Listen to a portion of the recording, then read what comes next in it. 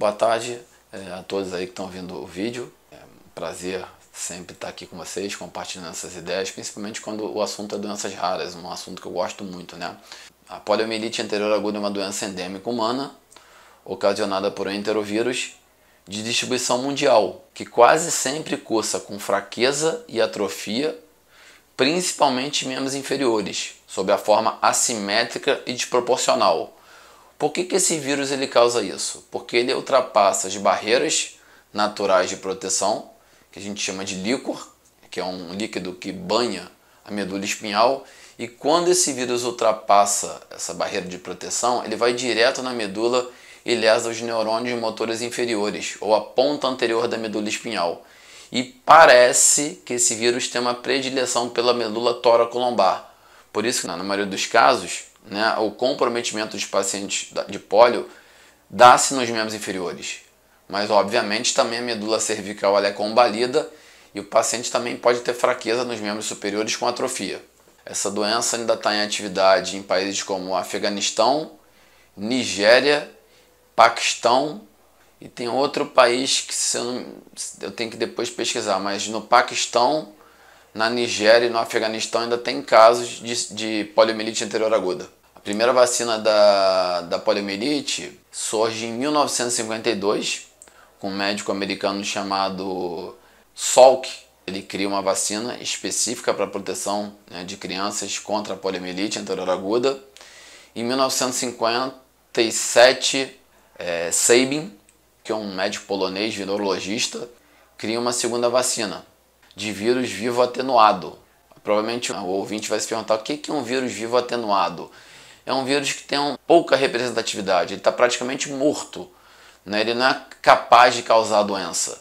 Em raríssimas ocasiões existem relatos que esse vírus, ele nas epidemias, quando começou a epidemia, a pandemia da polio, ele fora um dos responsáveis por provocar os quadros de paralisia infantil, na época se chamava de paralisia infantil, Só que hoje a vacina é muito segura, o risco é praticamente zero de um efeito colateral grave desse tipo. O último caso relatado no Brasil foi em data de 1990, então a gente já está aí mais de 30 anos que a gente não tem um caso de poliomielite anterior aguda no Brasil. O Brasil, na verdade, ele é um grande celeiro de problemas, então acho que a gente tem que sempre ficar de olho e a vigilância epidemiológica, ela fica muito atenta, porque até um tempo atrás a gente começou a ter a eclosão de casos de sarampo advindo de outros países. Então essa questão da vacinação, de respeito do calendário vacinal tem que ser controlado à risca, porque aqui nesse país tudo é possível. Principalmente quando a gente pensa em saúde pública, é um país que tem que ser muito blindado pelas fronteiras, é um país que tem uma entrada muito grande de pessoas de outras partes do globo. Então o Brasil é um país muito vulnerável, não só do ponto de vista de território, que é um país muito grande, mas é frágil do ponto de vista de saúde pública. Frágil, que eu digo, é vulnerável. Eu queria deixar bem claro para vocês que vocês não confundam poliomielite, o vírus da poliomielite, com poliomielite anterior aguda. Suponhamos, um paciente afetado pelo vírus da polio.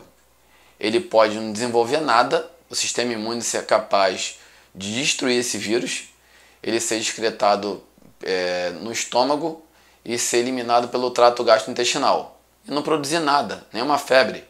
Esse paciente pode ter contato com o vírus da polio, desenvolver, por exemplo, uma afecção de garganta, um resfriado, um quadro de uma virose, um quadro diarreico, e também não ter a poliomielite anterior aguda. O problema é quando o paciente tem contato com o vírus da polio, esse vírus ultrapassa o líquor, vai para a medula espinhal e afeta os neurônios motores inferiores. Aí a gente tem a poliomielite anterior aguda. Por que é poliomielite anterior aguda? Porque o vírus da polio, que afeta a medula espinhal, o corno anterior da medula espinhal, de forma aguda, comprometendo a medula espinhal. Os critérios da síndrome pós-polio, eles são critérios fáceis, mas assim, são poucos especialistas que conhecem a síndrome pós-polio. Então, por exemplo, o paciente se enquadrar na síndrome pós-polio, ele tem que ter no mínimo de 15 anos de estabilidade clínica, do quadro inicial da polio. Então, se o paciente teve polio com 3 anos de idade, ele só pode ser diagnosticado com síndrome pós-polio 15 anos após. Tá? Primeiro, 15 anos, né, o delta T de 15 anos do início da polio aguda até a síndrome pós-polio. Nenhuma outra condição clínica. Então, a gente tem que afastar todas as possibilidades de uma outra doença sobreposta. Terceiro critério diagnóstico, obviamente ter tido pólio. Como é que um paciente vai ter síndrome pós-pólio se não teve pólio? Tá. Quarto critério, ele ter uma recuperação parcial ou completa nos músculos, né, e nas funções inicialmente comprometidas. E o último critério é um novo quadro de fadiga e de fraqueza muscular anos após a afecção primária pela poliomielite anterior aguda. Os pacientes com síndrome pós-pólio, além do quadro de atrofia muscular, de fraqueza muscular, de fadiga, de intolerância ao frio, de depressão, né? A síndrome pós-pólio ela é muito complexa. As pessoas acham que a síndrome pós-pólio é só, eu estou piorando da fraqueza, eu estou com novas dores mioarticulares, eu estou atrofiando. Não. Ela é uma síndrome que afeta outras regiões da medula espinhal e do encéfalo. Então não é uma síndrome restrita só àqueles neurônios que foram combalidos no corno anterior da medula, mas ela é mais complexa. Então ela causa uma gama de sintomas que vão desde a fraqueza primária, piorando, até intolerância ao frio, depressão, várias outras questões. Bem, todo mundo me pergunta sobre overtraining na síndrome pós-pólio. O que é overtraining, né? O que é o super treinamento? Vocês imaginem só um motor de carro, né, que tenha, suponhamos, 30 válvulas. E aí veio um danado de um vírus, dessas 30 válvulas ele vai e lesa 14 válvulas. Sobraram 16 válvulas. Dessas 16 válvulas, né, esse carro estava adaptado a correr 220 km por hora. Vocês acham que a gente perdendo 14 válvulas de um motor de um carro, a gente vai conseguir acelerar esse carro a 220? Super treinamento nada mais é do que isso. Os neurônios motores que sobraram, eles tentam restabelecer as funções dos neurônios que morreram. Fazendo como isso? Os neurônios que sobraram, eles aumentam o número de prolongamentos axonais, que a gente chama de sproutings. Então aquele neurônio que sobrou, ele olha para o vizinho e fala, caramba, o meu amigo morreu, eu tenho que ajudar ele. Ele faz um sprouting, que é um brotamento colateral, para poder ajudar aquele neurônio que está ali em SOS, né, e segurar a função motora. Só que chega um momento da vida, não só pela idade, pelo uso excessivo, né, do corno anterior da medula, que esses neurônios que sobraram, eles começam a ter uma demanda metabólica tão grande que além deles tirar os braços de defesa dos neurônios que ficaram combalidos, eles também começam a morrer. Isso é o que a gente chama de overtraining.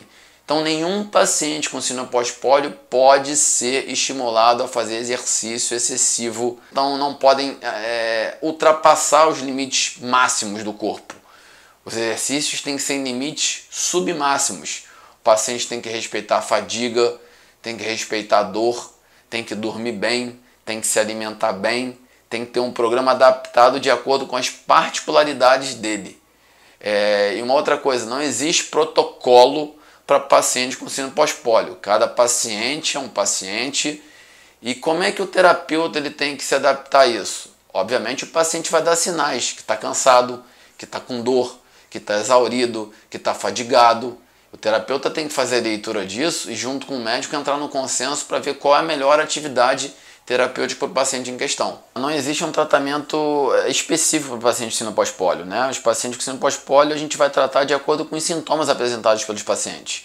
Então esses pacientes podem ter danos, né, osteomiarticulares, podem ter danos na capacidade vital forçada, ou seja, na capacidade de troca pulmonar, e aí a gente vai ter que fazer uma fisioterapia motora, uma fisioterapia respiratória. A gente pode ter que utilizar órteses para esses pacientes, principalmente os pacientes que têm dificuldade para deambular, que é andar, né, de forma grosseira falando. A gente pode ter que adaptar aí tutores para esses pacientes, equipamentos de auxílio, né, para deambulação. E com relação à terapêutica medicamentosa, não existe, né, uma bula. Como é que eu trato o paciente com síndrome pós-pólio? Qual o medicamento que eu dou? A gente, obviamente, tem os medicamentos, a gente tem a carta na manga, algumas cartas na manga, mas não são específicas para todos os pacientes, né? Elas são individualizadas. Não existe um tratamento convencional para síndrome pós-pólio, não existe um remédio para síndrome pós-pólio.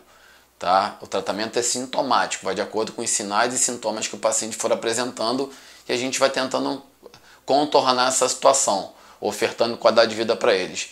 Eu estou falando com vocês aqui agora, falando um pouco sobre síndrome pós-pólio, mas em tom de despedida, eu queria dizer que eu estou com muita saudade dos meus filhos.